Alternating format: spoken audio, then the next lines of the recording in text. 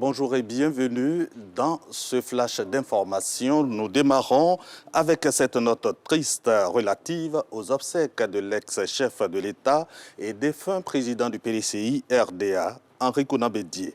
Aussitôt les obsèques de l'illustre disparu officiellement ouvertes, le RHDP présente ses condoléances à la famille Bédié. La délégation conduite par le haut représentant du président de la République et président du directoire du RHDP, le ministre Gilbert Kafana Koné s'est rendu au domicile des Bédié pour présenter ses condoléances à la famille éplorée. On en parle avec Souleymane Donesongou. Une forte délégation du Rassemblement des Oufouettistes pour la démocratie et la paix, RHDP, conduite par Gilbert Koné Kafana, haut représentant du chef de l'État à la résidence de feu Henri Konan Bédié. Au nom du chef des délégations, le ministre d'État, porte-parole du parti, Kobena Kwasi Adjoumani, salue la mémoire d'un homme d'État qui a contribué au maintien de la paix dans son pays et rassure du soutien total du RHDP à la famille Bédié et ses alliés durant cette période douloureuse. Pour nous qui sommes témoins de ce qui se passe, nous savons la douleur qui étreint le président Alassane Ouattara à l'idée de savoir que son aîné nous a quittés. Aujourd'hui, il nous a mandaté pour venir soutenir la famille éplorée. Le RHDP ne pouvait ne pas être présent à toutes les étapes de l'organisation des obsèques du président Bédié.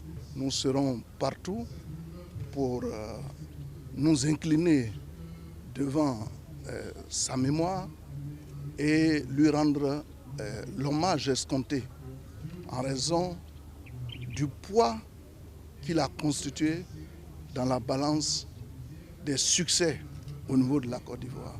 Depuis le dimanche 19 mai, les Ivoiriens rendent hommage à l'ancien président Henri Konan Bédié, décédé à l'âge de 89 ans.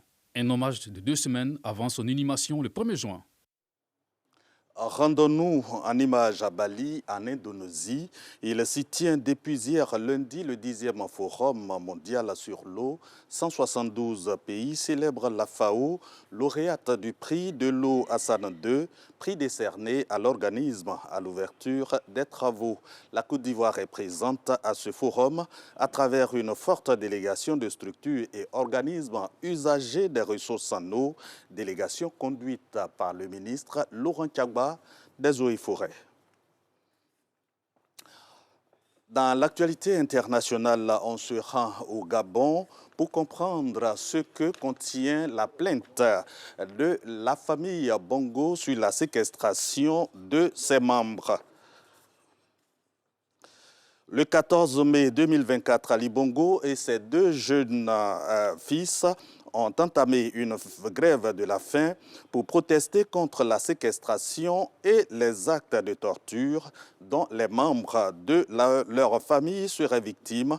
Le même jour, un cabinet d'avocats parisiens a déposé plainte devant le tribunal de Paris pour arrestation illégale et séquestration aggravée par des actes de torture et de barbarie. Ce 21 mai, RFI vous révèle le contenu de cette plainte.